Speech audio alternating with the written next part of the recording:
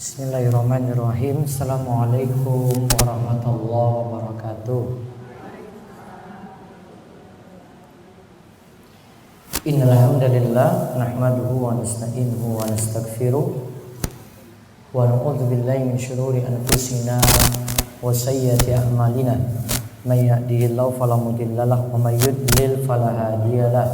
Wa asyhadu an la ilaha illallah wahdahu la syarika lahu. Wa asyhadu anna Muhammadan abduhu wa rasuluh. Allahumma shalli ala nabiyyina Muhammad wa ala alihi wa man tabi'ahum bi ihsan ila yaumiddin. Allahumma inna nas'aluka ilman nafi'a wa rizqan thayyiba wa amalan mutaqabbala. Puji syukur kita panjatkan pada Allah. Selawat dan salam semoga tercurah pada junjungan kita Nabi besar Nabi Agung Muhammad sallallahu alaihi wasallam. Baik, Bapak dan Ibu-ibu sekalian, kita bersyukur pada kesempatan pagi ini di Aula Al-Azhar kita bisa berkumpul untuk thalabul ilmi, mengkaji hal-hal penting dalam agama kita ini. Dan kali ini kita mengkaji terkait masalah pendidikan pada anak. Nantinya buletin ada, namun lagi nyusul. Sebentar lagi insya Allah akan dibagikan. Tema kita adalah anak itu tanggung jawab bersama, yaitu ayah dan bunda punya tanggung jawab untuk anak-anaknya. Jadi bukan hanya ini urusan ibu saja, namun juga menjadi urusan ayah. Sebenarnya tema ini kalau pasnya ini paling banyak sebenarnya nyinggung bapak-bapak nantinya. Jadi harusnya bapak-bapak itu turut hadir. Kalau ibu-ibu sih sudah biasa dengar saya ceramah kayak begini. Namun kalau bapak-bapak ini nanti jadi kunci di sini. Dan saya selalu kalau membahas parenting saya rujuk dalam satu buku, nanti ibu-ibu miliki sendiri. Ini harga 160.000 di pasaran. Pendidikan anak dalam Islam. Ini karya Syekh Dr. Abdullah Nasi Ulwan, pakar parenting saat ini. Saya kalau merujuk kalau buku-buku tentang parenting saya rujuk ini. Juga ada edisi Arabnya. Terus kalau tentang ayah nanti bisa cari di Gramedia buku ini. Saya belum baca selesai, belum sempat. Namun sudah baca sekilas. Ayah yang Kupuja, Nurul Khomariyah. Ya, nanti cari di Gramedia ada.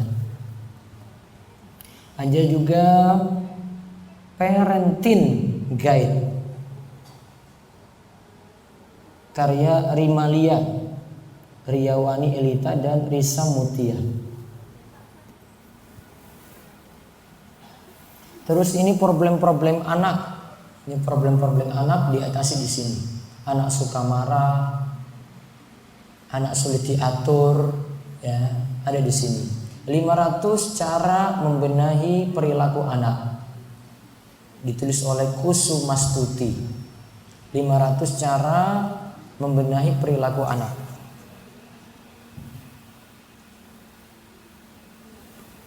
Ini misalnya anak itu pemarah, gemar berkelahi, suka merajuk, susah tenang, mudah bagaimana agar anak itu mudah mengikuti aturan.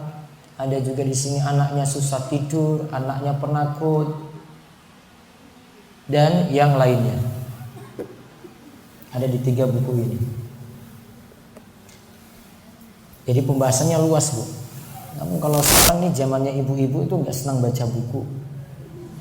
Senangnya itu lihat status saja di media sosial. Saya ada buat usus parenting namun lagi penggarapan. Yang pertama ada di Instagram, nanti bisa follow Parenting Ruqayyah. Ruqayyah nama putri saya yang ketiga. Parenting Ruqayyah. Saya bahas pelan-pelan di sini. Terus kedepannya saya sedang membentuk tim. Alat-alat sudah dibeli. Kita akan buat video-video animasi untuk anak-anak khusus.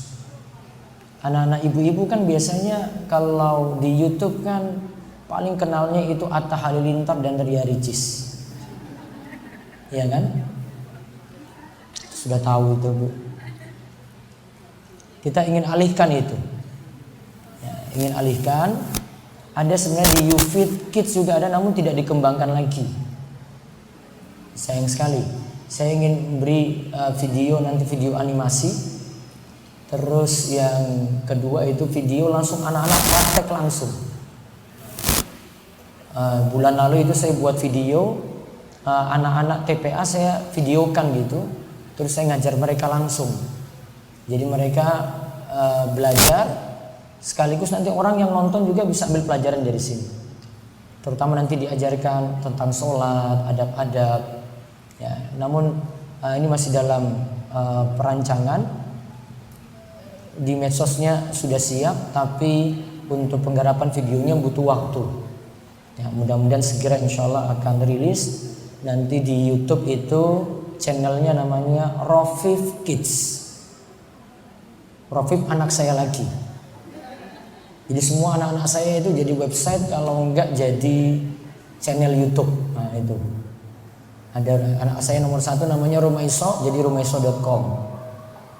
Anak nomor 2 Ruwaifi, jadi ruwaifi.com. Terus anak ketiga ada, dia sudah bisa mikir terus, Pak, masa Rumaiso punya saya, Ruwaifi punya, saya belum punya .com-nya. Nah, terus dia minta Ruqayyah ada .com. Saya beli domain, terus saya buat ruqayyah.com. Nah, ruqayyah.com ini khusus untuk parenting. Nah, daripada anak keempat saya protes lagi, saya langsung buat channel sekalian, biar nggak diambil orang. Namanya Rofif Kids. Di Instagram juga ada, nanti dengan channel Rofif Kids juga. Nanti di Facebook juga demikian. Di media sosialnya sudah siap, namun belum digarap saja. Nah sekarang kita belajar, Bu, mulai dari masalah tanggung jawab terlebih dahulu. Ibu nanti silakan lihat, ini dasar tentang masalah parenting, masalah pendidikan anak. Dasarnya adalah dari surat At-Tahrim ayat ke-6. Dari surat At-Tahrim ayat ke-6. Allah berfirman, Ya ayyuhalladzina amanu ku anfusakum wa ahlikum nara. Wahai orang yang beriman, ku anfusakum, jagalah diri kalian. Pertama diri kita dulu. Kemudian wa ahlikum nara, dan juga keluarga kalian. Keluarga berarti kalau suami, dia tanggung jawab untuk istrinya, dia tanggung jawab untuk anaknya. Kalau istri berarti dia tanggung jawab untuk anaknya, dia nasihati suaminya juga. Ku anfusakum wa ahlikum nara. Jagalah diri kalian dan keluarga kalian itu dari api neraka. Lalu disebutkan selanjutnya tentang ancaman yang berat bagi orang yang tidak memperhatikan ini. Dijelaskan tentang pedihnya siksa yang ada dalam neraka. Lalu Ali bin Abi Thalib mengatakan tentang ayat ini, Ku anfusakum wa ahlikum naro. Tadi maksudnya adalah addibuhum wa allimuhum. Ajarkan kepada mereka, yaitu suami, kepala di sini, kepala keluarga, ngajarkan kepada anak-anak itu adab, dan juga ajarkan kepada mereka perihal agama. Maka maksud ayat tadi, ajarkan tentang adab, ajarkan tentang masalah agama. Dan ini yang jadi poin penting, Bu.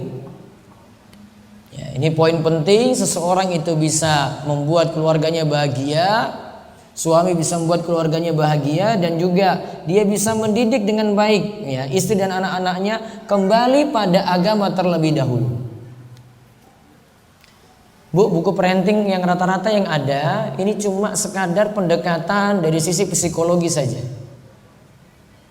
ini kelemahannya di sini, pendidikan terkait masalah agama itu kurang, Bu. Ya, ini cuma kasih solusi-solusi saja yang mereka dapati dari ilmu psikologi dan seterusnya. Pendidikan agamanya kurang. Kalau buku ini lengkap, Bu. Bahkan di sini ada kurikulum pendidikan pada anak juga. Saya bahas di Masjid Kampus di UGM itu baru sampai sebab anak nakal. Nah, setelah itu nanti Syekh Dr. Abdullah Al-Unwani di sini dia akan membahas tentang kurikulumnya. Nanti pendidikan iman itu apa, kemudian karakter itu apa, ibadah itu apa, gitu. Dia kasih tahu ini mesti diajarkan. Walaupun nanti untuk masalah ini kalau di dalam buku-buku parenting, Bu, itu nanti akan diajarkan tiap umur itu punya pendidikan sendiri. Jadi kalau kita bahas pendidikan anak, Bu, itu enggak secara global kayak gitu. Nanti umur 1 tahun ada lagi pendidikannya, cara didiknya, 2 tahun ada 3 sampai 4 tahun, ada 5 sampai 6 tahun, 7 sampai 8 tahun, 7 sampai 10 tahun, terus 10 tahun ke atas. 10 tahun ke atas berarti kan sudah remaja. Tentu remaja berbeda dengan yang anak-anak tadi. Saya kemarin juga dapat buku di Gramedia itu, ada judulnya itu Grow Up. Ya, Grow Up, dia sebutkan umurnya. Grow Up 1 tahun, 2 tahun, 3, 4, 5, 6, 7 sampai 9, terus 10 sampai 13. Namun ingat ya tadi yang saya sebutkan ya, kelemahannya dari buku-buku ini adalah kurang prioritas dalam pendidikan agama. Maksudnya pendekatan agamanya kurang, Bu. Jadi dia cuma lihat, oh ini mungkin praktek ini ibu ini sehari-hari seperti ini. Nah, itu yang diterapkan dalam buku. Dan diterangkan juga tentang ada yang punya masalah, suami istri punya masalah sampai maaf mungkin ada yang cerai. Terus akhirnya jadi single parents ya. Ada yang berikan juga tips untuk jadi single parents itu gimana. Nah, di buku-buku kayak gini ada. Namun kalau mau bagus dibarengkan, Bu. Dibarengkan dengan buku kayak begini yang tadi saya sebut, pendidikan anak dalam Islam. Sehingga bisa barengan itu. Tidak bertentangan sebenarnya. Kalau memang ada yang salah nanti dalam buku-buku ini, yang psikologi ini tinggal diluruskan saja. Dan apa dalilnya kalau tanggung jawab terhadap anak ini tanggung jawab berdua, ya suami istri berarti ayah bunda. Ini bukan hanya urusan ibu-ibu saja. Ini hadis dari Abdullah bin Umar radhiyallahu anhu, Rasulullah sallallahu alaihi wasallam bersabda seperti berikut ini. Ala kullukum ra'in. Ingatlah setiap kalian itu akan jadi penanggung jawab. Wa kullukum mas'ulun an ra'iyatihi. Dan setiap kalian itu akan dimintai tanggung jawab untuk orang-orang yang di bawahnya. Fal imamul ladzi 'ala nasi ra'in. Imam pemimpin negara itu punya tanggung jawab, dia punya tanggung jawab terhadap rakyatnya. Wa huwa mas'ulun an ra'iyatihi. Dia akan dimintai tanggung jawab tentang rakyatnya. Ini sudah mimpin benar enggak? Nah, ini pemimpin besar. Sekarang kita bahas, Nabi SAW sebutkan lagi, warrajulu ra'in ala ahli baitihi wa huwa mas'ulun an ra'iyatihi. Seorang bapak, saya pakai bahasa bebas ya, kalau sini terjemahkan laki-laki. Saya langsung sebut seorang bapak itu adalah pemimpin untuk keluarganya di rumah. Wa huwa mas'ulun an ra'iyatihi. Dia akan dimintai pertanggungjawaban terhadap mereka tadi. Sudah didik istrinya benar enggak? Sudah didik anak-anaknya juga dengan benar ataukah tidak? Bu, perhatikan di sini Rasul sebutkan di sini yang ditanya ini bapaknya nanti. Lalu selanjutnya disebut nanti ibunya di sini. Wal mar'atu ra'iyatun ala ali baiti zawjiha wa waladihi mas'ulatun anhum. Dan seorang wanita berarti ibu itu juga jadi orang yang punya tanggung jawab, jadi penanggung jawab pada siapa? Ahli baiti zawjiha, untuk orang yang ada dalam rumah suaminya, dan juga untuk anak dari suaminya tadi. Dan dia juga akan dimintai tanggung jawab. Berarti ibu tanggung jawab urusan rumah. Siapa tadi? Untuk orang yang ada di rumah dan juga untuk urusan anak. Kalau untuk orang yang ada di rumah apa Bu maksudnya Bu? Bisa jadi suami punya orang tua, tinggal satu rumah dengan istri tadi. Mertua berarti kan? Nah, punya tanggung jawab untuk ngurus mertuanya juga. Kalau ini ngurus mertuanya berarti itu sekaligus berbakti pula pada suami. Ya, punya tanggung jawab di situ.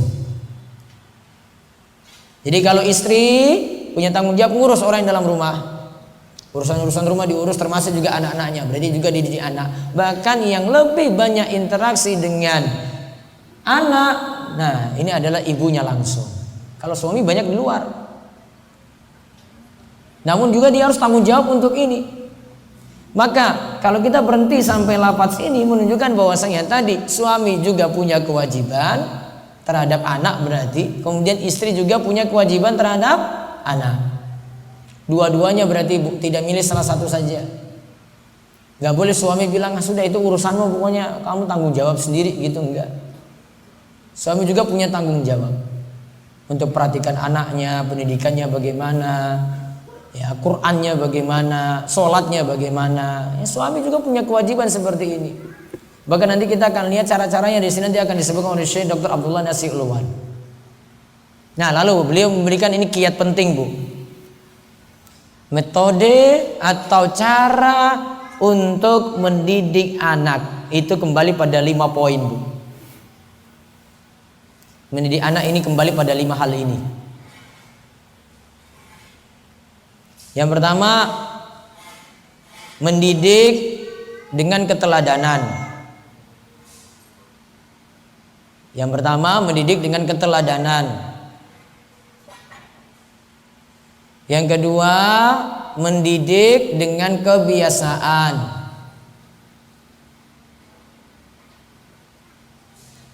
Yang ketiga, mendidik dengan nasihat.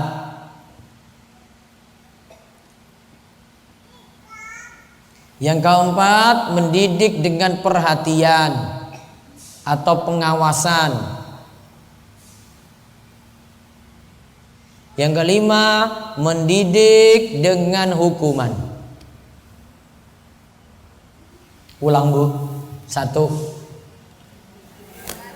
Nah, keteladanan. 2, kebiasaan. 3, nasihat. 4, perhatian atau pengawasan. 5, hukuman. Nah, parenting ini suksesnya di 5 ini. Semua bahasan apapun 5 ini kuncinya. Itu sudah diringkes itu. Nanti lihat dari keteladanan, lihat dari pembiasaan, lihat dari nasihat, kembali lagi pada perhatian orang tua bagaimana. Yang terakhir, kadang beri punishment, kadang memberikan hukuman. Kembali ke 5 ini saja Bu. Jadi kalau mau didik anak, ini kuncinya 5 ini. Dan kalau kita balik lagi Bu, ini bukan urusan sekolah sebenarnya Bu. Kalau di rumah ada TPA ya, ini juga bukan kembali kepada pendidikan yang ada di TPA. Pengaruhnya bukan di situ Bu. Pengaruh besar suksesnya pendidikan pada anak kembali pada orang tua. Karena kalau kita lihat 5 ini semua dari orang tua Bu. Intinya ini pada orang tua saja 5 ini. Teladannya bagaimana, kebiasaannya bagaimana, nasihat orang tua berikan atau tidak, pengawasan itu bagaimana, kemudian yang terakhir 5 apa tadi, hukuman diberikan pada anak seperti apa. Kuncinya pada orang tua Bu. Karena kita balik tadi, yang dimintai tanggung jawab kalau dalam ayat tadi, dalam hadis yang disebutkan, itu kembali pada orang tua saja. Itu bukan kembali kepada sekolah cuma fasilitas saja. Ya. Kemudian itu kembali juga ya, pada orang tua ya. Karena dalam hadis juga sebutkan karena orang tua punya tanggung jawab dalam ini. Jadi penanggung jawab. Maka kembali pada itu. Dan suksesnya anak nanti kembali pada orang tua masing-masing. Bahkan mungkin Bu, nanti kalau ke depan ini seakan-akan nanti makin maju pendidikan itu nggak balik lagi pada strata pendidikan yang tinggi. Dia mau sukses, dia mau dapat gaji besar, itu bukan kembali pada pendidikan yang tinggi lagi Bu nanti ke depannya. Bukan lihat dari S1-nya, S2-nya, S3-nya. Namun dilihat dari kemampuan tiap orang nanti. Tahu Bu, perusahaan besar seperti Google dan Apple itu sudah tidak lagi menerima ya, yang punya strata pendidikan tinggi. S1, S2, S3 itu nggak nerima kayak gitu Bu. Seandainya ada lulusan SD atau lulusan SMP atau lulusan SMA itu yang skillnya bagus dan siap kerja di perusahaan sebesar Google dan Apple ini, maka itu diterima. Ini terkait misalnya tentang masalah desain ya. Dia bisa bikin video macam-macam gitu, diuji skillnya langsung. Ini kamu bisa nggak edit kayak begini? Dinilai sama Google dan Apple itu sudah bisa, ya sudah lulus. Itu tidak pandang dia S1, tidak pandang dia itu S2, tidak pandang dia itu S3. Ke depan itu zaman tuh kayak gitu Bu. Kalau ini saja untuk urusan duit saja kayak gini loh ini. Ini untuk urusan dunia saja, urusan duit nih ya. Itu nggak pandang lagi yang dipakai di sekolah gitu. Nanti kedepannya juga sama untuk pendidikan anak juga demikian. Ya, bisa jadi yang membentuk itu bukan sekolah, namun yang membentuk itu yang di rumah nantinya. Bagaimana pendidikan orang tua itu pada anak-anak ketika berada di rumah.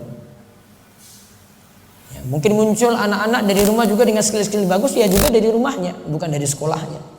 Sekolah cuma fasilitas saja untuk belajar, untuk mendukung saja. Karena mungkin orang tua tidak bisa mengajarkan secara utuh. Nah sekarang kita rinci satu persatu Bu. Mulai dari apa tadi? Apa tadi Bu? Keteladanan. Kita bisa lihat dari sosok seorang Rasul Shallallahu Alaihi Wasallam. Umatnya itu bisa jadi baik karena Rasulnya yang baik dulu Bu. Maka Allah itu katakan tentang Rasul Sallallahu Alaihi Wasallam dalam surat Al-Ahzab ayat 21, laqad kana lakum fi rasulillahi uswatun hasanah liman kana yarjullaha wal yawmal akhir wa dzakarallaha katsira. Dan sungguh telah ada bagi kalian pada diri Rasulullah Sallallahu Alaihi Wasallam suri tauladan yang baik bagi siapa yang beriman kepada Allah dan hari akhir, wa dzakarallaha katsira, dan mereka mau berzikir kepada Allah dengan zikir yang banyak. Ini contoh teladan dari Rasul, pengaruh pada umatnya. Rasul memberikan contoh yang baik, umatnya contoh itu juga, maka mereka dapat sifat-sifat yang baik juga. Namun beda kalau yang dicontoh ini orang yang jelek, maka nanti juga tingkah lakunya juga akan ikut jelek seperti itu. Jadi dari keteladanan dulu. Dalam beberapa kasus Rasulullah SAW itu jadi teladan, sampai para sahabat tuh nggak pakai mikir Bu, mau meneladani Rasul, nggak tanya ini, oh ini masuk akal nggak? Pernah Rasulullah SAW itu sedang sholat, di bawah terompahnya, di bawah sendalnya itu ada kotoran alias najis. Ini tengah-tengah sholat ya Bu, ini sedang sholat. Rasul dalam masjid itu pakai terompah, pakai sendal, karena dulu mesinnya belum keramik kayak gini.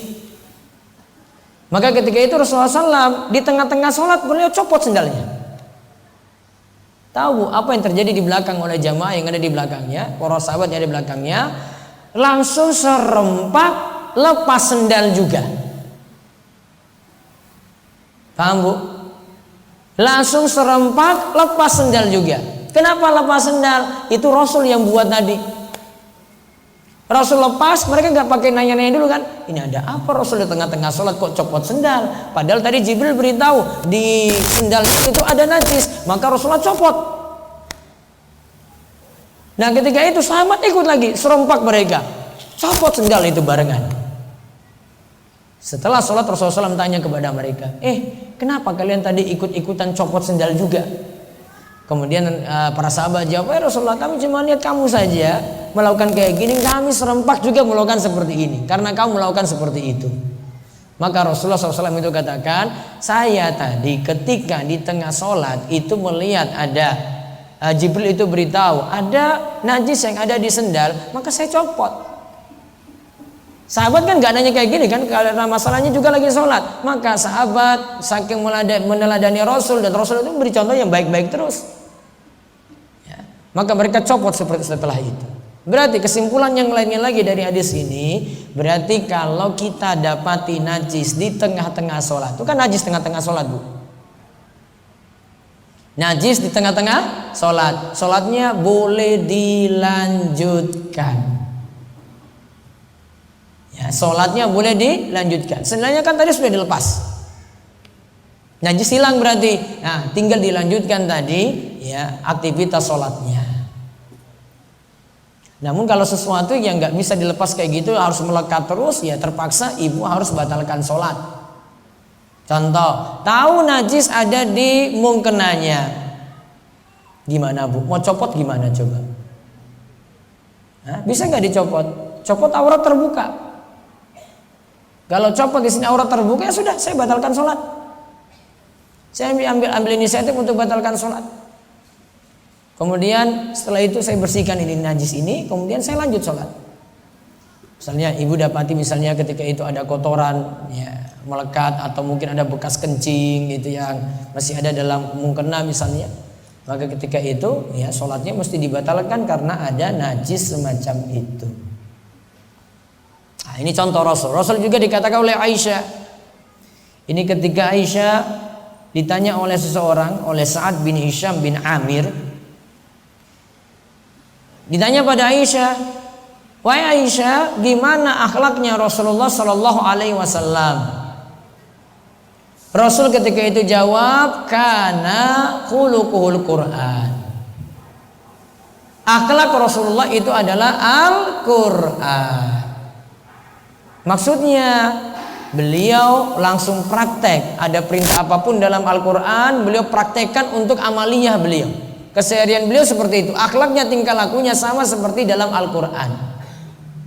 Atau kalau ada ayat-ayat Al-Quran, beliau terapkan langsung untuk amaliyah beliau. Ya, beliau terapkan langsung dalam amaliyah beliau.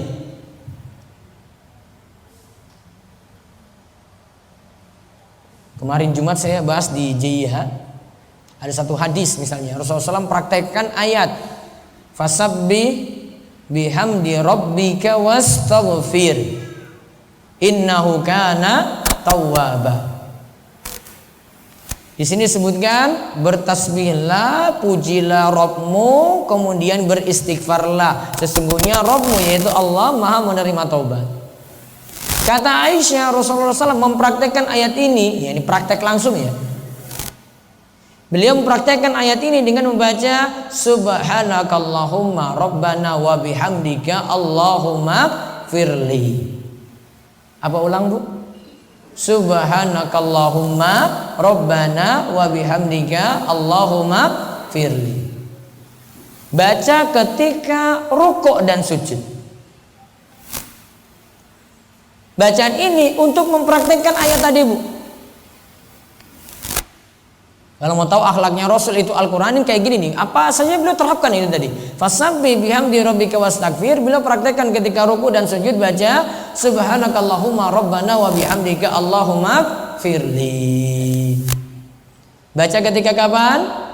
Ruku dan sujud. Berarti bacaan ruku bisa sama dengan sujud. Baca bacaan ini Subhanakallahumma Rabbana wa bihamdika Allahumma firli. Nah ketika disebut seperti tadi, maka Aisyah Ketika itu menyebutkan, coba engkau baca firman Allah Ta'ala, wa innaka la'ala khuluqin azim, dan sesungguhnya kamu benar-benar berbudi pekerti yang baik. Surat Al-Qalam ayat 4. Aisyah katakan ayat ini lagi. Lalu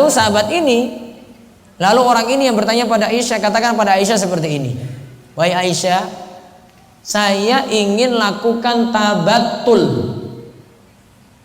Tabatul itu hidup membujang, namun tujuannya itu ibadah. Jadi dia itu nggak mau nikah karena ingin fokus ibadah saja. Ini seperti biarawati ya. Jadi dia itu nggak mau nikah ingin fokus ibadah saja. Maka ketika itu Aisyah tegur orang ini, coba lihat Rasulmu itu nikah. Lalu dibawakan ayat tadi Al-Ahzab ayat 21, laqad kana lakum fi Rasulillahi uswatun hasanah, dan sungguh pada Rasulmu itu ada suri teladan yang baik. Lalu Aisyah katakan Rasulullah Shallallahu Alaihi Wasallam juga tetap menikah, bahkan beliau itu punya keturunan, menunjukkan kalau di sini bisa ambil suri teladan dari Rasul. Teladan itu ini jadi pengaruh pada pendidikan. Akhirnya karena sahabat ini tahu, tentu saja dia tidak mau tabatul karena sudah diingatkan oleh Aisyah radhiyallahu anha tadi. Aisyah itu ingatkan, ya, kalau Rasulullah SAW juga menikah, maka tidak boleh orang itu membujang yang niatannya itu untuk ibadah. Nah, terus Syekh Dr. Abdullah Yasir Ulwan katakan keteladanan itu ada 4 hal di sini bisa diambil, Bu. Bisa dari 4 orang. Keteladanan itu bisa dari 4 orang, Bu. Yang pertama, anak ambil teladan dari orang tua. Yang kedua, anak ambil teladan dari temannya yang soleh. Yang ketiga, anak itu ambil teladan dari guru.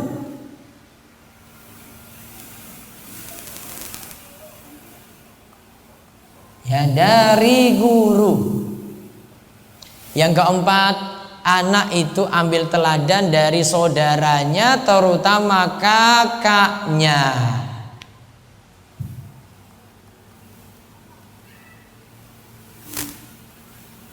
Coba diulang. Pertama dari siapa? Orang tua. Yang kedua, ya, temannya yang soleh. Yang ketiga, ya, dari gurunya. Bisa jadi guru di sekolah, bisa jadi itu dari guru ngajinya. Bisa jadi anak itu rajin diri pengajian, nah berarti dari dari guru pengajian, ya, guru TPA, ya, kayak guru ngajian dia hadir di majelis ilmu kayak gini, dia bisa ambil suri teladan. Yang keempat, ambil dari siapa? Ambil dari saudaranya, terutama siapa? Kakaknya. Punya adik biasanya itu nyontoh kakaknya. Nah, coba lihat dari orang tua. Orang tua ini faktor utama, Bu. Dan keseharian anak-anak itu ketemu dengan orang tuanya itu di rumah.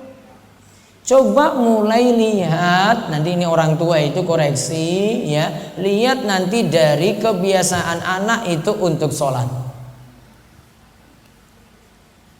Kalau bapaknya nggak pernah berangkat subuh di masjid, anaknya tidak jauh seperti itu. Bahkan ada anak sudah punya keinginan, Ustadz saya mau sholat juga di masjid, Ustadz. Ya, kiat-kiatnya bagaimana? Anak ini tanya ini. Ini pernah anak SMA tanya ke saya ini, Ustadz saya pingin sholat di masjid juga. Jadi dia yang pingin, ya. Kemudian saya balik nanya, bapakmu di mana? Bapak saya nggak pernah berangkat, Ustadz. Ya sudah, oh berarti salahnya itu pada bapakmu. Kamu sulit berangkat karena dapat contoh dari rumah, bapak nggak pernah berangkat ke masjid. Cuma 1-2 saja yang selamat, Bu, biasanya.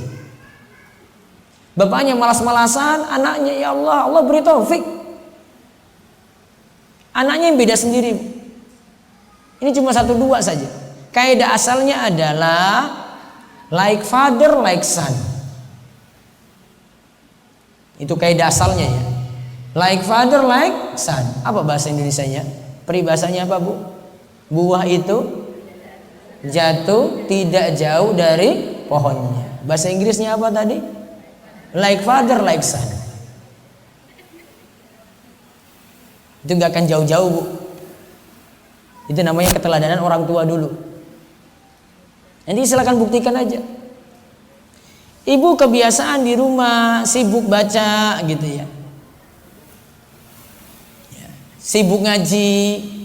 Kira-kira anak-anak bisa mengikuti kayak gitu enggak? Oh bisa, apalagi kalau ibu ngajak.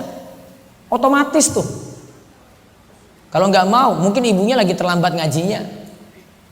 Ya, bukan dari dulu. Kalau anak sudah kebiasaan kayak gitu, dengar terus. Ibunya biasanya zikir pagi petang. Otomatis tuh anak juga bisa hafal. Apalagi kalau ibunya nuntun langsung. Ya, ibu yang nuntun langsung di situ, itu otomatis. Nggak berat-berat banget ngajarkan anak kayak gini. Cuma dari keteladanan. Keteladanan siapa? Orang tua. Maka kalau mau bahas pendidikan anak yang sukses, Bu, orang tuanya dulu dididik dulu itu. Makanya saya syukuri sekali ibu-ibu itu pada ngaji. Ya, kenapa pada ngaji? Wah, ini dari orang tua dulu ini. Ini bukan perbaiki anak dulu, anak bisa belakangan. Dari orang tua dulu. Orang tua itu bagus, maka nanti yang di bawahnya anak-anak juga akan ikut bagus di situ. Ya, keteladanan dulu yang pertama ini dari orang tua. Terus keteladanan kedua siapa, Bu? Ya, siapa? Temannya yang soleh. Coba lihat kalau dia kumpul bareng-bareng ya. Taruhlah anak ibu itu SMP lah atau SD gitu, sudah paham-paham gitu ya. Terus teman nongkrongnya itu, teman mainnya anak-anak baik. Sorenya UTPA ada di situ, mungkin sorenya itu berangkat pengajian. Maka nanti lihat pengaruh pada anak ini bagaimana. Dan kadang sifat anak itu cuma mau bermain, bergaul dengan ya teman-temannya. Makanya kalau ibu ngajak anak kalau ke pengajian gitu ya, tidak ada teman-temannya, dia kadang nggak mau. Kadang ujung-ujungnya mau nangis. Kenapa mau nangis? Mau saya nggak ada teman. Namun kalau dia itu pengajiannya pas yang di situ adalah yang ngisi, terus ngajarkan cuma anak-anak saja, wah dia senang banget. Dia dapat sesama mereka itu ini SMP dengan SMP, wah itu senang banget, Bu. Yang SMA dengan SMA, anak SMA saja ibu masih ngajak, ibu ngajak ya, wah itu kadang berat banget loh, Bu. Namun kalau sama dia, ini yang ini ngaji, yang ini anak SMA ini juga ngaji, wah senang. Apalagi sudah didukung oleh temannya, tambah lagi didukung oleh sekolah. Sekolahnya dukung lagi. Wah itu lebih luar biasa, Bu. Saya dapatkan hal ini ada di SMA 1 Wonosari di Gunung Kidul. Sebenarnya awalnya dulu ketika saya ngisi di situ, ya, bisa masuk ke anak-anak SMA ini karena waktu itu ada pokoknya ada masalah. Kakak angkatan mereka itu ya, didik yang nggak baik untuk adik-adiknya. Ya kasarannya kena pemahaman radikal lah. Kena pemahaman radikal. Sudah masuk masalah ini sampai ke kepolisian itu. Nah ada satu kakak angkatan situ yang sudah lulus punya inisiatif. Sudah Ustadz ini kayaknya bisa rampungkan hal ini nih. Kita kerjasama aja. Akhirnya saya diminta untuk ya, langsung berikan pengarahan kepada mereka. Yang intinya saya mau ngajak mereka untuk diskusi. Itu kalau nggak salah lebih daripada 30 anak, Bu. Dan yang tokohnya ada satu yang jadi tokoh. Saya nggak tahu sampai sekarang ini yang jadi tokoh ini sudah berubah apa belum. Nah kemudian dari situ kita diskusi, bukan debat, diskusi pelan-pelan. Kemudian akhirnya alhamdulillah mereka kemudian dapat hidayah. Nah dari situ kepala sekolah saya beri saran, Pak, kalau bisa yang bentuk pengajaran kakak angkatan pada adik angkatan ini dihapus saja lah. Ini biang masalah di sekolah ini. Kakak angkatan yang nggak punya ilmu ngajar adik-adiknya juga, akhirnya adik-adiknya jadi ikut salah lagi. Ini dihapus. Terus solusinya gimana? Biar saya nanti yang ngajar langsung.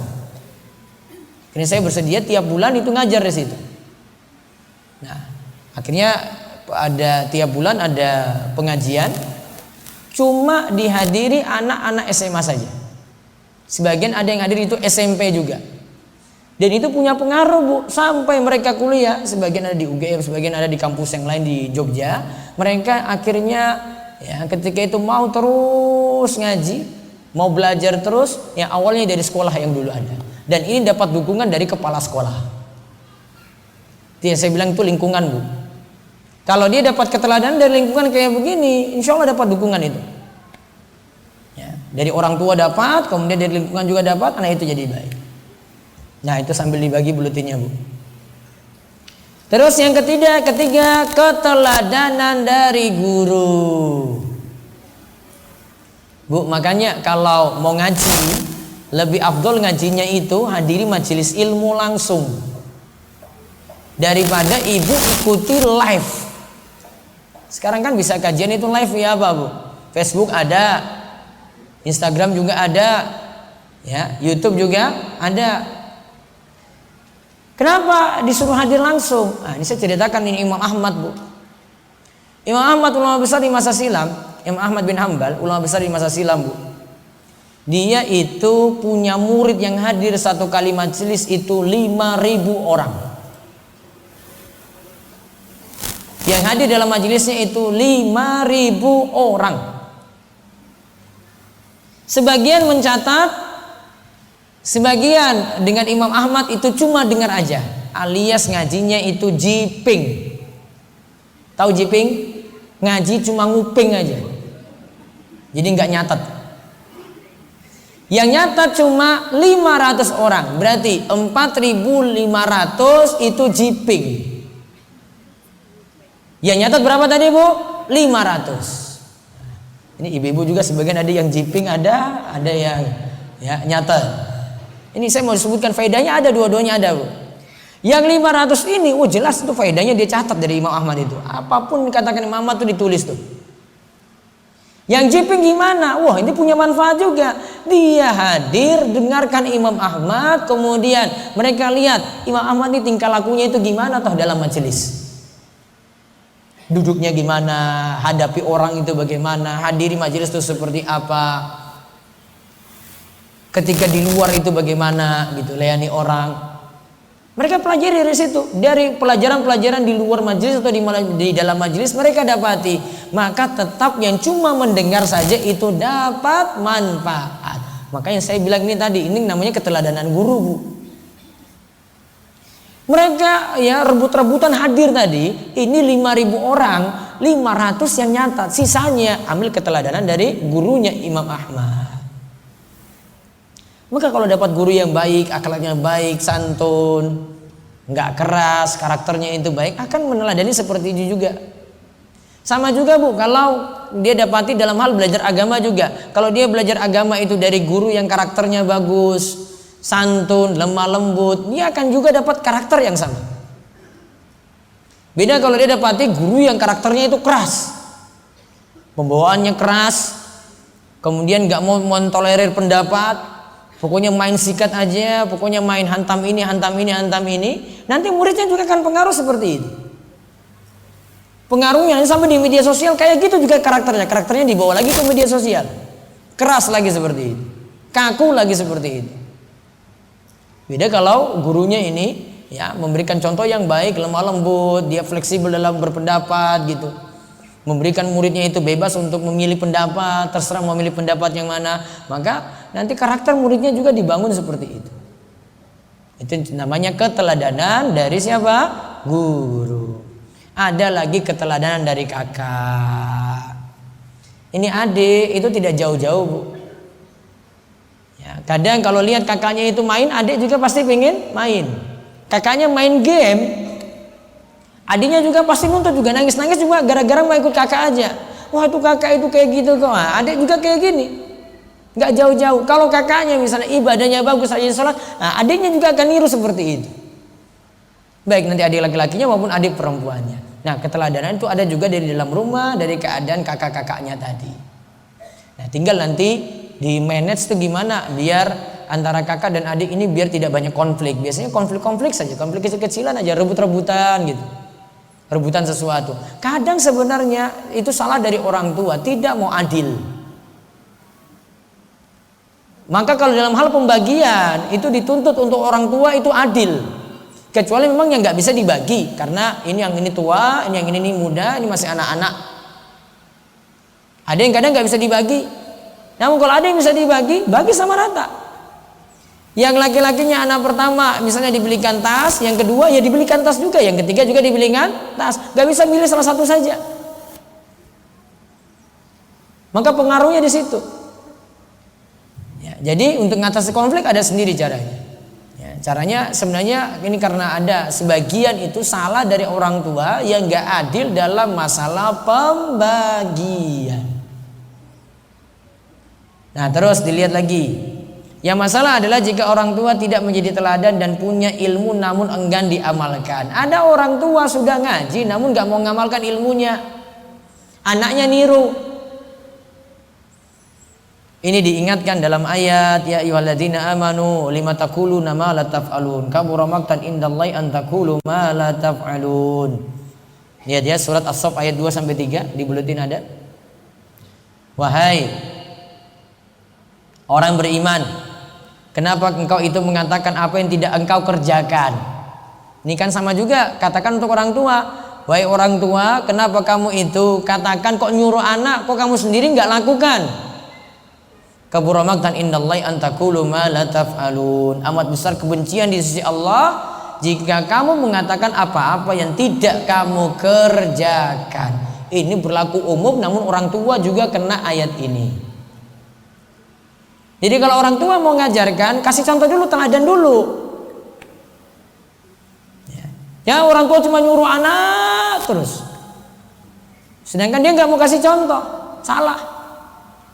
Suruh anak sholat, orang tua nggak sadar-sadar sholat juga. Ibu suruh anak itu nutup aurat, ibu juga kadang buka aurat, ya sama saja. Pasti akan pengaruh untuk anak seperti itu juga, nggak akan jauh-jauh. Peringatan kerasnya, lihat hadis di bawah ini. Ini tentang keadaan di neraka nanti. Dari Usama bin Zaid radhiyallahu anhu, Nabi SAW bersabda, ada seseorang yang didatangkan pada hari kiamat, lantas ia dilemparkan dalam neraka. Usus-ususnya pun terburai di dalam neraka, usus-ususnya keluar, Bu. Lalu dia berputar-putar seperti keledai memutari penggilingannya. Lantas penghuni neraka berkumpul di sekitar orang tadi lalu bertanya, "Wahai fulan, ada apa denganmu? Kok siksaanmu kayak begini? Bukankah kamu dulu yang memerintahkan kami kepada yang baik dan melarang kami dari kemungkaran?" Kemudian dia menjawab, "Memang betul, aku dulu memerintahkan kalian itu pada yang baik dan melarang kalian itu dari yang mungkar, tetapi aku sendiri tidak mengerjakannya." Berarti ada perintah saya tidak kerjakan walaupun saya ngajak kalian. Ada larangan, larangan ini saya langgar sendiri. Dan aku dulu melarang kalian dari kemungkaran, tapi aku sendiri yang mengerjakannya. Ini orang yang punya hukuman yang berat ketika berada di neraka. Ayat ini kenanya umum, Bu. Ini untuk siapa saja.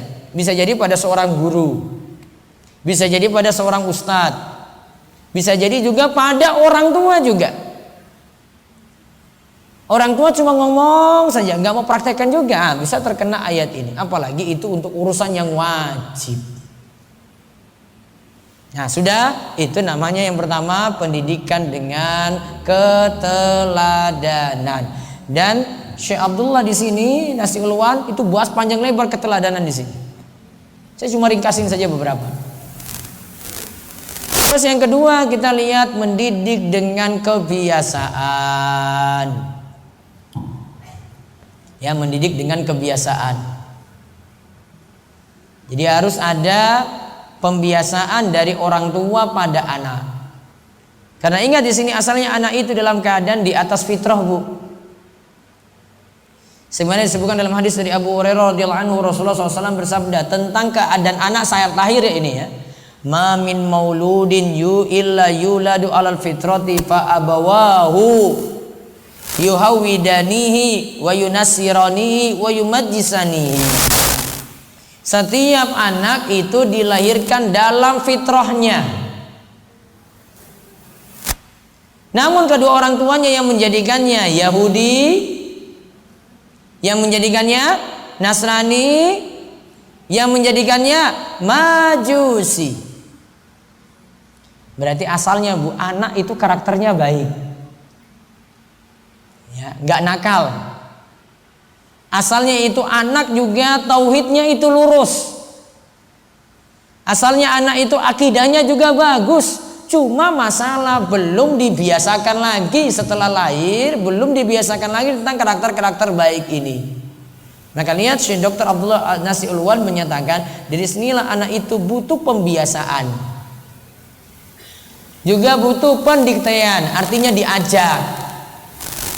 Jangan yang tidur terus gitu, subuh tidur terus, jangan. Ya, dia sebenarnya sudah tahu itu baik, itu sudah tahu, namun belum diajak lagi, belum didikte untuk hal ini, dan pendisiplinan juga belum ada. Orang tua nggak disimpulkan dia untuk sholat misalnya, juga untuk menguatkan tauhid yang murni, akhlak yang luhur, jiwa yang agung dan etika syariat yang lurus. Sebenarnya mereka masih dalam keadaan fitrah, tinggal pembiasaan. Orang tua ngajak anak makan dengan tangan kanan misalnya, simple Bu. Makan dengan tangan apa? Kanan. Kan kalau kita orang tua saja nggak peduli ini. Biasanya makan apa ini? Contoh sederhana, makan bakwan aja Bu, pegang bakwan sama lomboknya kan, ya, bakwannya tangan kanan, yang lomboknya tangan kiri. Anak niru di belakang, oh ibu saya aja kayak gitu kok kiri. Padahal sifat tangan kiri, ya, setan itu kebiasaannya makan dengan tangan kiri, minumnya juga dengan tangan kiri, sifat setan Bu. Ini nggak bisa nawar-nawar kalau di sini, kalau bilang itu hukumnya apa, sudah lakukan dengan tangan kanan saja, aman-aman saja. Contoh sederhana, kalau butuh dua tangan apa ini? Bakso itu ya, sering bakso ya, pangsit ya. Satu pegang sendoknya, satu pegang garpunya kan. Dibiasakan Bu, yang masuk tetap dengan tangan kanan, walaupun yang nusuk-nusuknya ada tangan kiri situ Bu. Nanti ambil tangan kanan untuk masukkan. Pembiasaan Bu. Sama juga kadang kebiasaan kita itu kalau ini sudah makan, ini makan dengan tangan kosong gini ya. Ya ini makan dengan tangan kosong, tangan kanan ini kan sudah kotor. Ustadz ini kotor Ustadz. Jadi ambil minum. Sekarang minumnya ambilnya akhirnya dengan tangan apa? Kiri. Kenapa? Tangan kanannya kotor. Padahal juga sama, nanti gelasnya juga dicuci. Bu, sekalian aja dikotorin gitu dengan tangan kanan tadi yang bekas makan. Kenapa nggak bisa dibiasakan dari yang sederhana dulu Bu? Rasulullah SAW itu pernah negur seorang sahabat kecil ketika itu lagi makan bersama beliau. Makannya itu ngawur pokoknya, ambil gitu serabutan gitu saja. Rasul tegur dia, ya gulam, samillah wa kul biyaminik wa kul mimma yalik. Rasul katakan, wahai gulam, wahai anak, ucapkanlah bismillah saat makan. Berarti baca apa? Bismillah. Wa kul biyaminik, makan dengan tangan kananmu, bukan tangan kiri, makan dengan tangan kananmu. Dan ini kata perintah, hukum asal kata perintah wajib. Wa kul mimma yalik, makanlah yang ada di dekatmu saja. Tahu maksudnya makan di dekatmu Bu? Ya. Ini kalau biasanya Rasul itu makan itu barengan sahabat. Jadi disuruh makan. Ini kalau satu nampan besar, ini makan bareng-bareng ya.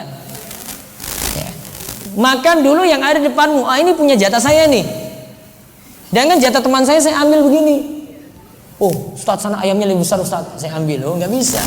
Makan dekatmu dulu. Rasulullah katakan ambil yang dekatmu dulu ini. Sama juga kalau misalnya makanan tersayat ini di atas meja nih, ya makan bareng-bareng dengan keluarga besar. Kalau memang jatah kita masih ada situ, ya sudah, yang ini dekat saya dulu. Jangan ambil orang lain kecuali minta izin. Pak, saya minta yang itu Pak. Berarti minta izin pada orang lain untuk ambil itu. 3 hal diajarkan tadi. Pertama apa? Baca bismillah. Ini pembiasaan berarti ya. Yang kedua, makan dengan tangan kanan. Yang ketiga, makan yang ada di dekat. Bahkan kalau bismillah Bu, makan dengan bismillah, yang pertama punya manfaat buat makanan itu jadi berkah Bu. Yang sedikit bisa jadi kenyang. Yang kedua, setan kabur kalau kita baca bismillah. Berarti kalau tidak baca bismillah, makannya bareng setan. Berarti kalau tidak baca bismillah, makannya jadi bareng setan. Pernah ada seorang sahabat, dia ketika sudah makan ya, dia awalnya tidak baca bismillah Bu. Sudah mau rampung, tinggal satu suapan saja dia ambil. Lalu dia baca bismillahi awwalahu wa akhirahu. Ini kalau lupa baca bismillah ya. Baca apa? Bismillahi awwalahu wa akhirahu, atau bismillahi fi awwalihi wa akhirihi. Sahabat ini baca cuma tinggal satu suap Bu. Yang tadi sebelumnya dia nggak baca bismillah. Rasul tertawa langsung. Ini untung dia masih ingat. Rasul katakan kalau dia itu tidak ingat, setan itu sudah makan bareng dia tadi. Namun karena dia ingat tadi pas akhir, endingnya loh ini, maka diceritakan oleh Nabi, setan itu lantas memuntahkan seluruh isi perutnya yang tadi sudah makan bareng dia. Itu faedah berarti baca bismillah. Jadi jangan diremehkan, walaupun ringan aja Bu, pembiasaan. Jadi kalau lihat anak belum biasa seperti ini, biasakan, baca bismillah dulu, bismillah gitu. Bismillahnya Bu cukup bismillah tanpa bismillahirrahmanirrahim, karena dalilnya cuma sebut bismillah. Adapun bacaan Allahumma barik lana fima razaqtana wa qina adzabannar, wallahu alam, ada di kitab ulama seperti kitab Al-Azkar, namun ya hadisnya itu dilemahkan oleh sebagian ulama. Jadi kalau mau praktek sederhana cukup baca bismillah. Selesai makan baca apa Bu? Yang panjang apa yang panjang? Alhamdulillahilladzi at'amani hadza wa razaqanihi min ghairi haulin minni wala quwwatin. Hafal enggak? Enggak hafal? Ya wes alhamdulillah aja. Dah. Itu contoh pembiasaan. Rasul tadi lagi ajarkan pembiasaan supaya bocah ini tahu cara makan yang benar bagaimana. Lalu bentuk pembiasaan ini bisa dimulai dari sholat.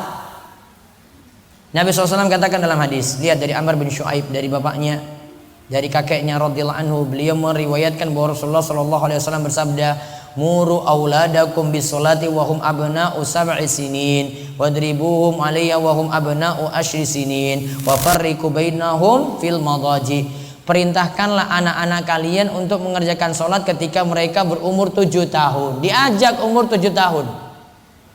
Belum dikerasi loh ini Bu, ini baru diajak. Pukul mereka jika tidak mengerjakannya ketika mereka berumur 10 tahun. Pisahkanlah tempat-tempat tidur mereka. Lihat, usia 7 baru diajak, usia 10 itu sudah ya boleh dipukul, dikerasi. Menunjukkan ada yang dibiasakan Bu, nggak dibiarkan gitu saja. Jadi ada pembiasaan dulu. Namun di sini kalau ibu ingin ngajak anak, terutama ingin ajak anak pergi ke masjid ya Bu, ini ada beberapa aturan. Saya terangkan dulu tentang beberapa aturan di sini untuk mengajak anak pergi ke masjid.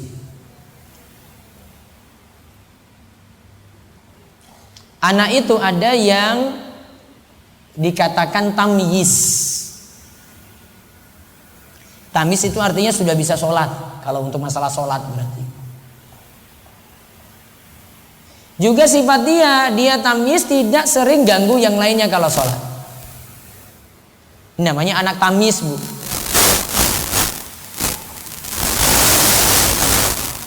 Kalau ada anak seperti ini maka diajak ke masjid, silahkan. Kalau ada DKM, ada pengurus masjid, lihat anak-anak seperti ini, ajak untuk sholat bareng-bareng.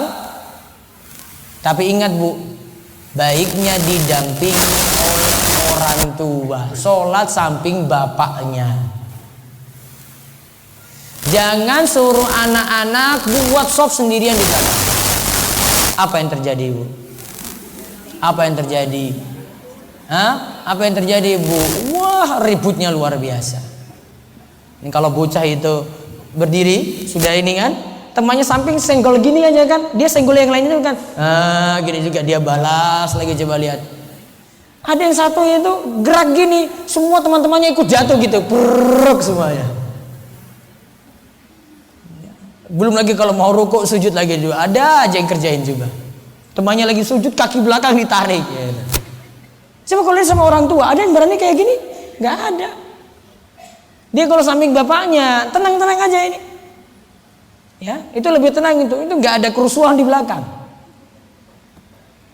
Maka kalau ada orang tua, bapak bawa anak seperti ini, jangan sendirikan di belakang. Namun orang tua bawa anaknya langsung di sampingnya. Biasa untuk anak TPA, kalau saya susun sop anak-anak TPA itu ada orang-orang tua juga. Anak TPA punya di sela-sela orang tua gitu. Nggak boleh mereka sendirian gitu, nggak boleh. Kalau sendirian itu biang masalah. Imam bisa emosi gara-gara mereka itu. Teriak-teriak sendiri, sudah sholat mulai masih ribut aja. Nah, kalau ada orang tua kan ada yang bisa ingatkan, diam. Kalau saya dengan anak saya yang putra, itu saya ngajak dia itu ke masjid, ya. Dia salah-salah sedikit, saya langsung pegang kakinya, pegang tangannya gitu. Dia kakinya biasanya nggak lurus gini, sujud nggak lurus, dia gini-gini gitu. Nah, dia lurus langsung gitu. Saya pukul kakinya. Ya namanya bocah masih main-main. Itu aja sudah syukur-syukur dia mau sholat. Ya. Jadi dipegang aja, dipegang gitu. Suruh lurus. Kadang kan tengok sendiri kan. Tepuk lagi. Nah, biar dia sadar tuh, sholat lagi gitu. Namanya anak-anak, pembiasaan kayak gitu. Sudah syukur-syukur dia seperti itu. Ada gerak-gerakan sendiri nggak masalah, Bu. Insya Allah kalau orang dewasa tahu keadaan dia kayak begini, nggak usah banyak marahin mereka, itu jangan, biarin. Ini kalau bisa diatur ya, diatur tapi nanti didampingi orang tua.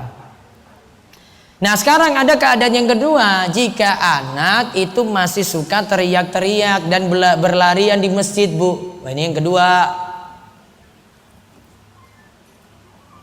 Jadi itu ada bocah itu sudah tadi bareng bapaknya, dia muter seluruh soft.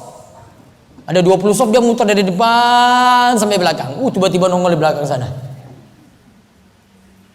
Nah kalau keadaan anak seperti ini, maka orang tua baiknya tidak bawa anak ke masjid. Berarti belum waktunya. Ya, belum waktunya. Dan sebenarnya DKM atau takmir masjid kalau larang kayak gini, ini ada alasan, Bu. Ini bukan melarang anak supaya tidak datang masjid, bukan. Ada maksud baik, karena ini demi maslahat orang banyak. Kan ibu cuma untung anak ibu saja kan. Namun yang lain jamaah ada 100 orang rugi. Bocah tadi itu teriak terus. Ya. Rugi, cuma dapat untung 1 orang anak ini. Itu pun dia itu belum tahu sholat. Nah maka dia belum sampai tamsis yang tadi saya sebut, Bu. Maka kalau dia baiknya tidak diajak ke masjid. Kalau itu ada anak laki-laki atau anak perempuan, ibu kayak gini, bisa nanti sholat, nanti bapaknya pulang nanti sholat bareng dia di rumah, atau dia sholat bareng ibunya di rumah.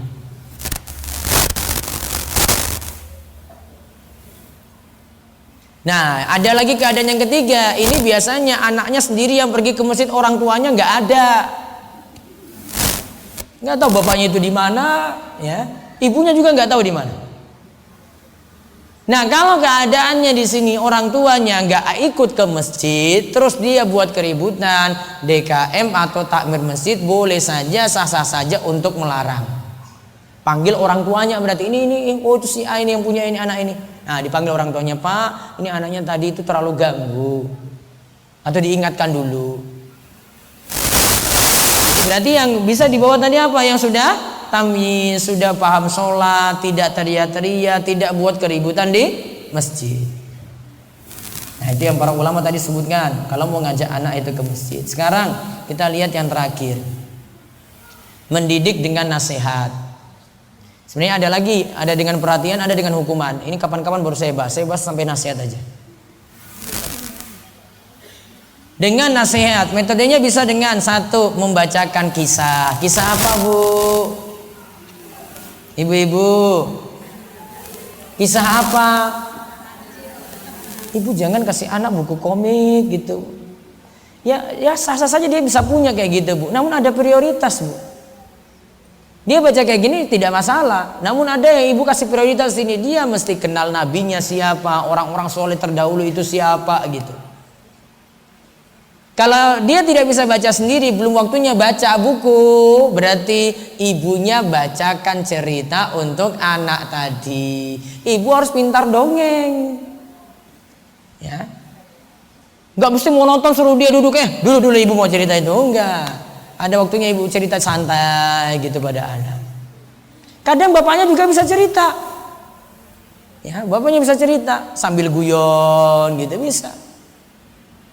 Jadi memberi nasihatnya, ambil satu kisah, ambil pelajaran. Oh kamu nak nggak boleh kayak gini. Kita dulu ceritanya itu dongeng-dongeng. Contoh misalnya maling kundang. Apa cerita tentang apa itu? Anak durhaka kan? Padahal ada kisah terdahulu itu tentang anak kayak gini juga ada. Contoh kisahnya Juraij. Juraij itu bu kisahnya dipanggil ibunya, nggak mau. Karena apa? Juraij lagi sholat, Bu. Dipanggil, Juraij, saya sholat apa penuhi panggilan ibu? Ya saya batalkan. Dia lanjut lagi, Juraij, lanjut lagi sholatnya, Bu, sampai 3 kali. Ibunya sampai kesel, marah. Ibunya bilang, Juraij, sebelum kamu mati, mudah-mudahan kamu nanti lihat cerita pelacur aja. Ternyata Juraij kena kasus. Kasusnya apa? Dituduh selingkuh. Padahal Juraij itu tidak pernah keluar dari masjid loh. Tapi ini kisah Bani Israel, dari tempat ibadahnya, sawamahnya, itu nggak pernah keluar. Itu Juraij dituduh menghamili seorang wanita. Wanita ini sebenarnya berada di bawah tempat ibadahnya, main dengan seorang pengembala kambing, sapi gitu. Namun wanita ini ketika ketahuan hamil, siapa yang hamilin kamu? Dia jawab, Juraij. Benar itu Juraij yang biasanya di tempat ibadahnya itu, iya Juraij yang hamili saya. Padahal dia fitnah, nggak benar kayak begitu. Akhirnya Juraij kemudian didatangi, ditangkap dia, kemudian tempat ibadahnya dihancurkan. Ya. Terus si Juraij ini dibawa, ya, diarak di hadapan warga sampai kemudian di hadapan raja. Nah, ketika dalam perjalanan itu, rekan rakyat pada keluar semua itu, lihat, Juraij itu ditangkap itu, Juraij yang biasanya di masjid itu ditangkap tuh, lihat dia selingkuh tuh dia. Ada wanita-wanita pelacur juga keluar. Lantas ketika lewati ya kumpulan wanita-wanita nakal kayak gini, si Juraij senyum. Senyum kenapa? Ya Allah, doa ibu saya terkabul. Tadi kan doa ibunya kan, ketika dipanggil 3 kali kan nggak mau nyaut. Nah ibu ajarkan, itu coba lihat itu, doa ibu saja terkabul itu, sampai terwujud kayak gini. Kenapa? Ya, untuk jadi anak nggak boleh kalau ada ibu panggil, mau aktivitas apapun tetap penuhi panggilan ibu, kecuali kalau untuk ibadah wajib. Kisah-kisah yang dulu-dulu sudah banyak, Bu. Ambil contoh-contoh kayak gitu. Maka ibu harus koleksi buku-buku kisah. Ibu yang baca, suami bacaan cerita pada anaknya, itu mau bawakan ketika tidur silahkan, itu lebih bagus. Terus yang kedua, metode nasihatnya dengan dialog dan jawaban. Tanya A, minta jawabannya apa gitu. Mungkin dikasih materi dulu, nah kemudian ada tanya jawab dengan anak. Bisa jadi cuma tanya saja, nanti anak mikir jawabannya apa, nah nanti ibu betulin gitu. Contoh lagi yang ketiga, metodenya dengan menyisipkan canda dalam penyampaian nasihat. Jadi cuma guyonan santai gitu, nggak serius-serius banget. Nah caranya seperti itu. Yang keempat, mengatur waktu pemberian nasihat agar tidak bosan. Jadi tidak tiap hari ibu kasih majelis khusus untuk anak. Pilih timing tertentu saja. Ayo Bu, setiap Rabu pagi ya, awas kalau kamu nggak ngaji. Oh enggak, nyantai belajarnya. Tunggu waktu luangnya kayak gitu. Terus yang kelima, menyampaikan nasihat yang dapat menguasai pendengar. Jadi ada nasihat itu yang kadang itu buat dia tertarik untuk dengar gitu. Menyampaikan nasihat dengan memberi contoh. Nasihat itu kasih contohnya gini. Jangan cuma sekadar teori saja. Anak kadang butuh contoh. Tadi misalnya tentang durhaka pada orang tua. Contohnya apa durhaka pada orang tua? Nah, ibu sampaikan misalnya bicara keras pada orang tua sudah nggak boleh.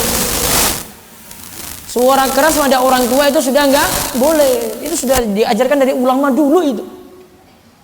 Mereka nggak pernah suara keras pada orang tuanya, nggak boleh. Terus yang ketujuh, menyampaikan nasihat dengan peragaan tangan. Rasulullah SAW pernah sebutkan, ana wa kafilul yatim kahataini. Aku dan orang yang menyantuni anak yatim bagaikan dua jari ini. Kan isyarat tangan ini. Jadi boleh dengan gerakan tangan ibu, tunjukkan kayak gini boleh. Terus yang kedelapan, menyampaikan nasihat lewat media gambar dan penjelasan. Nah, ini paling disenangi anak. Kalau sekarang sudah beralih nih ya pada apa? YouTube. Nah, makanya harus ada media-media di YouTube itu yang bisa ya didik dengan bagus pada anak, ngajarkan adab, cerita-cerita gitu. Kadang di buku-buku kayak gini juga bagus Bu, ada. Cari buku yang langsung ada gambar. Ada juga buku-buku sejarah. Nah, itu ada yang bergambar juga bagus Bu. Terutama menjelaskan tentang saya kemarin cek di Gramedia.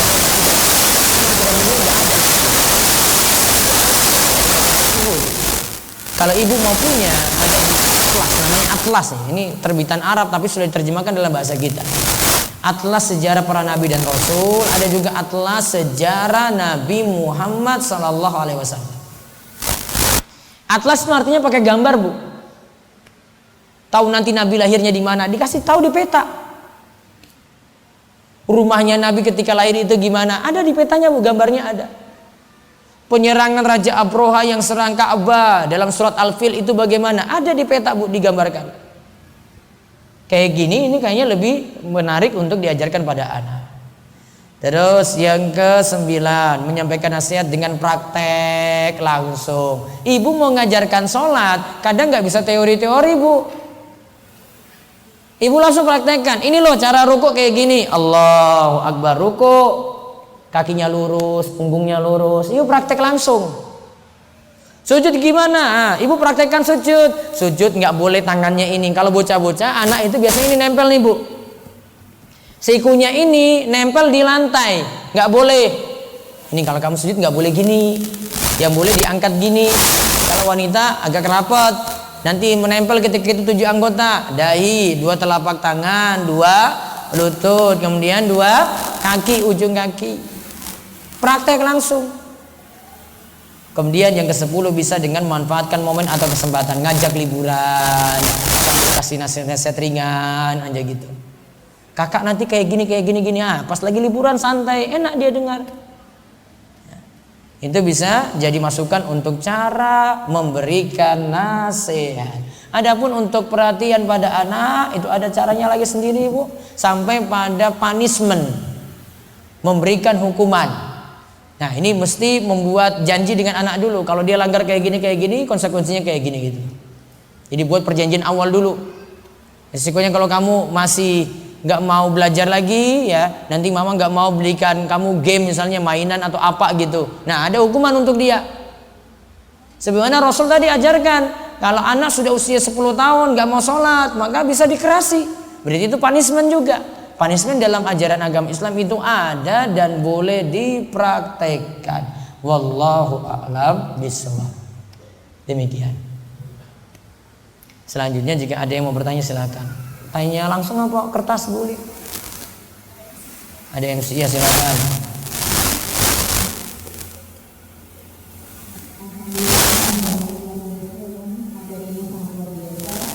Monggo untuk ibu-ibu yang ingin bertanya, kita buka dulu 3 pertanyaan. Atau bisa secara terbatas nanti bisa kita ambil.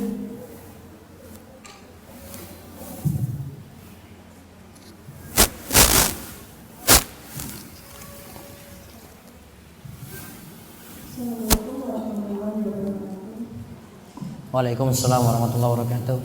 Berkenaan dengan tadi pengajaran sholat di Islam, itu kalau bergerak dalam keadaan kita sholat boleh melukuk anak tersebutnya. Ibu geraknya lagi butuh, Bu. Ya, sebagaimana Rasul ketika sholat pernah bawa cucunya Hasan Hussein, cucunya itu naik sampai pundak, Bu. Rasul mau turun, beliau turunkan. Mau bangkit lagi, ya anak-anak naik lagi di situ. Cucu beliau perlakukan kayak gitu, berarti gerak. Gerakannya dalam keadaan butuh masih boleh. Jadi bagaimana dengan batasan 3 kali gerakan itu? Kalau ini dalam keadaan butuh tidak pengaruh 3 kali tadi. Ibu sholat sambil gendong anak, itu sudah ada gerakan tambahan ibu lebih daripada 3 kali. Seperti itu tidak masalah. Ya.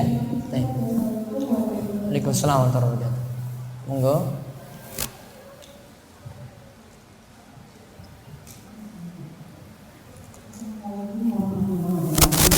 Waalaikumsalam warahmatullahi wabarakatuh.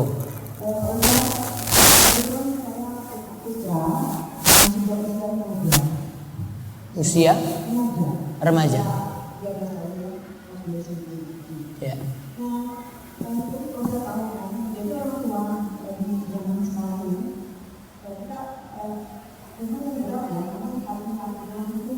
Ya.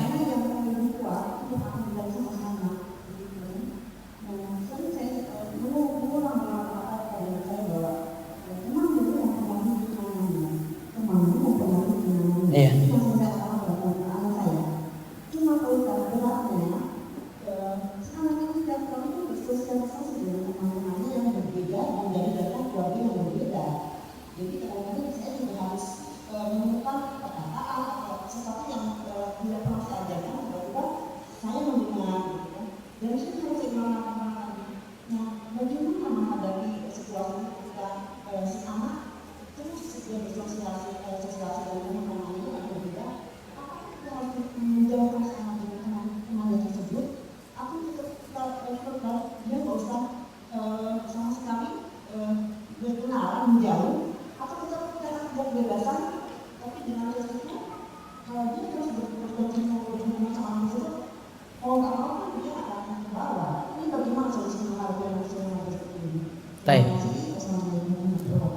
Waalaikumsalam warahmatullahi wabarakatuh. Bu, nanti dilihat anak itu karakternya kalau usia di bawah 10, taruhlah di bawah 10, usia SD gitu ya. Itu kebanyakan dengan orang tua. Namun ketika dia kalau di tempat kita kan SMP, SMA, itu sudah masanya dia untuk keluar, Bu. Dan memang resiko anak itu seperti itu nantinya. Solusinya ibu harus memilih lingkungan yang baik untuk anak. Ya, ini masalah teman saja. Mungkin saran saya, kalau bisa sih ada di Jogja itu ada kayak pengajian yang saya sebutkan tadi. Itu khusus untuk anak-anak kayak begini, biar nanti didapat habitatnya sendiri. Tapi habitatnya itu yang bagus-bagus. Cuma kelemahan kita itu tadi, saya ingin anak ini keluar bergaul, namun dapatnya yang rusak. Tinggal ibu ganti lingkungan ini tuh. Mungkin cuma ingatkan anak saja, itu orangnya itu gini. Kamu kalau mau bergaul sama si A ini itu orangnya itu rajin belajar, ibadahnya bagus, ke masjidnya itu bagus gitu. Tapi orang tua beri motivasi, ganti temannya gitu dengan yang lain. Itu waktunya sudah keluar, Bu, memang anak itu. Jangan dikekang di rumah lagi. Karena memang masanya sudah keluar saat itu. Usia 10 sampai 13, waktunya dia bergaul di luar. Jangan dia di dalam rumah terus, dia waktunya bersosialisasi. Maka biarkan dia bebas, dan masalah lingkungan ini yang harus ibu pikirkan. Gitu. Mudah-mudahan Allah beri taufik nanti. Ada lagi? Ya. Waalaikumsalam warahmatullahi wabarakatuh.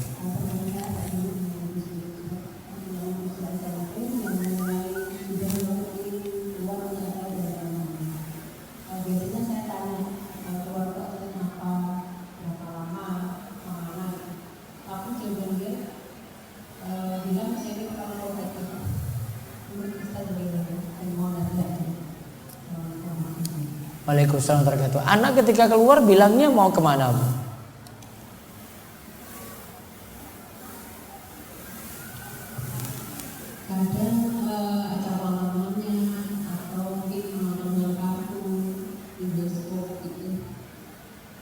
Berarti anak sudah beritahu sebenarnya, Bu. Ibu nggak usah nambah lagi. Nambah lagi anak itu cepat emosi kalau keadaan sehingga ya, ibu terlalu protektif memang di situ. Karena dia sudah beritahu. Kecuali kalau dia pergi gitu saja nggak beritahu apa-apa. Ambil motor, starter motor terus pergi gitu saja nggak minta pamit-pamit. Nah, itu baru ibu punya hak untuk bertanya. Dan kayak gitu sudah beritahu tadi, Bu. Jadi sekadar saja ibu tanya, kasih masukan ya. Dia itu baiknya itu bagaimana. Namun tentang tadi itu terlalu rinci, terlalu detail dalam masalah itu. Kalau usia remaja kayak gitu kayaknya agak rawan, Bu. Jadi bisa dikurangi pertanyaannya saja, tidak terlalu detail. Lagi ada yang lain ya? Kertas. Kisah Jurej tadi, bagaimana jika istri dipanggil suami saat sholat sunnah atau wajib? Dibatalkan nggak, Bu? Panggilan suami lebih harus dipenuhi ataukah sholat sunnah? Apa, Bu? Berarti dibatalin. Kalau sholat sunnah bisa dibatalkan. Kalau sholat wajib tetap lanjut. Ustaz, dulu saat saya memutuskan untuk memakai cadar, disumpahin sama ibu kandung saya supaya hidup saya sengsara. Apakah sumpah itu berlaku pada saya, Ustaz? Mudah-mudahan tidak sampai. Mungkin saran saya, kalau di hadapan ibu, kalau ibu belum menerima, tidak memakai cadar saja, itu lebih aman. Ustadz, apakah anak yang nakal karena dosa-dosa yang pernah dilakukan orang tuanya? Bisa jadi. Anak seperti ini bisa jadi orang tua, dan itu sekaligus karena dosa dan kesalahannya dahulu. Namun bisa jadi juga tidak. Dan itu jadi ujian untuk orang tua. Jadi sebabnya macam-macam, Bu. Intinya harus cari solusi gimana mengatasi anak seperti ini. Yang jelas itu bisa jadi karena dosa orang tua, itu bisa jadi juga karena pengawasan kurang bagus, atau tadi 5 kiat yang kita sebutkan dalam mendidik anak tadi itu tidak ada. Ya, keteladanan tidak ada, macam-macam faktornya. Ya, namun di antara faktornya juga seperti itu. Selain mendidik anak, apakah tanggung jawab mengurus rumah tangga, cuci, nyetrika adalah tanggung jawab ibu? Karena pernah baca referensi jika masak cuci adalah tanggungan suami. Iya, suami nanggung, namun yang kerja siapa? Ibu. Kecuali gini, di kehidupan masyarakat yang pekerjaan wanita seperti ini itu sudah nanti ditangani oleh pembantu. Itu sudah jadi urf, kebiasaan di situ, Bu. Maka suami harus tahu diri. Istri berarti tidak kerja seperti ini. Istri cuma tanggung jawab saja. Namun ada pembantu nanti untuk membantu meringankan ya beban istri tadi. Boleh. Tidak masalah seperti itu. Jadi tergantung lingkungan, Bu. Kalau minum pakai 2 tangan boleh tidak? Ya, sekaligus ya. Jadikan tangan yang pokok kanannya. Jadi kanan ini yang masukkan, Bu. Jadi kanan yang masukkan. Jadi misalnya tadi ceritanya, yang kanan ini kotor, maka kanan ini tetap masukkan. Yang ini pegang nggak apa-apa. Kiri cuma pegang saja, tidak masalah. Sejak menikah, saya dan suami tidak pernah secara khusus memiliki kesepakatan tertentu dalam mendidik anak, sehingga secara tidak tertulis saya lebih banyak menerapkan menurut aturan saya. Apakah hal seperti itu baik? Kalau saya baca di buku-buku psikologi, Bu, ini seperti ini tidak baik. Yang bagus, orang tua harus punya kesepakatan. Suami istri punya kesepakatan, anak ini mau dibawa kemana. Jadi jangan serahkan pada istri saja. Ya, jadi anak ini mau dibawa kemana, suami juga punya peran serta di sini. Beri masukan, oh ini dirembuk nih bareng-bareng ya. Sehingga nanti tidak jadi masalah di tengah jalan. Jangan-jangan ini sudah berjalan, kemudian suami protes, kok gitu sih sekolahnya. Istri bantah lagi nanti. Nah, kamu dulu gak mau ngurus anak. Nah, coba kalau bareng-bareng ketika itu untuk memutuskan masa depan anak itu seperti apa. Ini kalau baca-baca di buku-buku yang kayak tadi yang saya sebut ya, di situ diputuskan baiknya bareng-bareng. Ya, tidak untuk istri saja memikirkannya sendiri. Luar kota. Mengurus anak. Untuk masalah tadi, jadi suami harusnya beri masukan juga ya untuk masalah pendidikan terutama. Jadi tidak serahkan pada ibu saja. Sebagai ikhtiar mencari lingkungan yang baik agamis, kami berencana masukkan putri kami ke SMA pondok pesantren. Bagaimana cara memutuskan sekolah yang dipilih supaya tetap adil untuk anak dengan pertimbangan anak pemahaman dan pengalaman memutuskan sesuatu belum begitu matang, masih melihat ada temannya, bagaimana nanti di lingkungan baru dan seterusnya. Ibu yang pertama, coba beri kebebasan pada anak untuk memilih dulu. Baru nanti ibu ya beri masukan-masukan. Ini ada beberapa pertimbangan nih. Ibu nanti punya pilihan sendiri, anak punya pilihan. Anak nganggap pilihan dia itu di sini, ibu nganggap pilihan itu di sini. Nanti dari saran ibu nanti seleksi nih.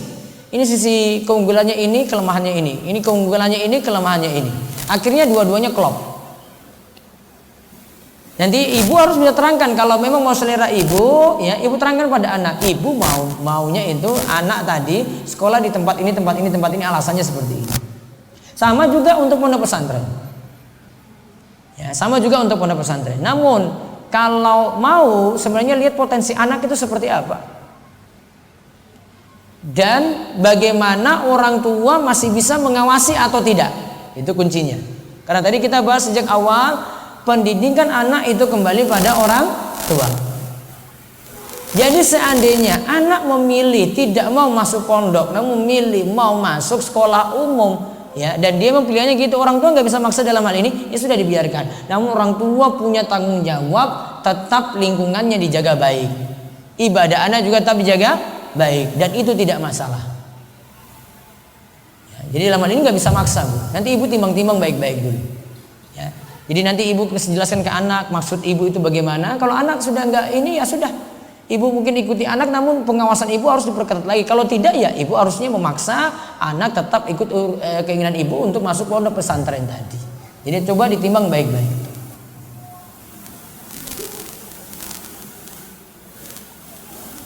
Untuk kali sampai saat ini tiap mengatakan sholat masih susah untuk anak laki-laki ini. 4 tahun, anak saya 4 tahun laki-laki. Walaupun ikut bapak juga terkadang nggak tuntas sampai rakaat terakhir.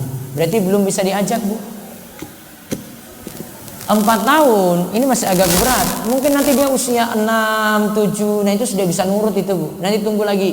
Yang penting dia sholat dulu di rumah dengan ibu mungkin, atau tunggu bapak nanti pulang, nanti bisa barengan, tidak masalah. Saya punya anak kecil 2 dan 3 tahun. Apa yang dilakukan jika mereka sedang nakal? Karena mertua merasa saya terlalu lembut. Kata ibu mertua harus dikerasi. Bagaimana seharusnya Ustadz? Karena saya pernah dengar anak di bawah 7 tahun harus dengan lemah lembut. Tetap dengan lemah lembut. Ya, kadang nggak mesti nurut orang tua, nurut mertua nggak mesti. Ibu tetap dengan lemah lembut pada anak. Usia itu tetap masih lemah lembut, Bu. Belum keras. Keras tadi baru nanti di usia 10 tahun. Bagaimana caranya supaya anak saya kelas 3 SMA laki-laki mau tertarik ikut pengajian atau kajian? Saya ingin membiasakan dia dari sekarang. Apakah ada pengajian Ustadz Abdul yang khusus untuk anak SMA? Saya baru buat di Wonosari. Ya, di Wonosari. Namun kalau di sini mau dibuat, saya nggak tahu, ibu-ibu sini nggak tahu nih, Bu Uli itu mau ada rencana atau enggak. Nanti tanya Bu Uli aja, mudah-mudahan. Kalau anak-anaknya mau serius ngaji, saya bisa siap ngisi insya Allah. Saat kecil anak saya susah makan. Kalau makan harus dibawa jalan, putar-putar, itu pun dipaksa. Karena keselnya sering kurangnya rasa sabar nyuapin sambil diomelin. Ya, ini mama kayak gini memang. Sekarang sudah sekolah TK, pribadinya beda dengan kakaknya. Si adik lebih suka marah, bicaranya itu lantang. Kalau dikasih tahu nangis. Apa ada pengaruh dari zaman kecil karena sering diomelin oleh ibunya? Iya, ini pengaruh dari ibunya. Sebenarnya anak itu ikut karakter ibunya juga. Kalau ibunya sering ngomel, ya anak balas kayak gitu juga. Kalau dilihat keadaan bapaknya itu sering maki-maki di rumah, keluar kata-kata apapun itu keluar, sumpah serapah, anak juga niru seperti itu, Bu. Persis sama. Tadi yang saya sebut tadi, like father like son. Beda begitu. Maka kalau ada contoh-contoh kayak begini, saran ganti lemah lembut, ganti kalau keluar kata-kata kotor itu baik-baik. Sabar. Sekali-sekali saja, Bu. Saya tahu berat beban ibu-ibu, berat.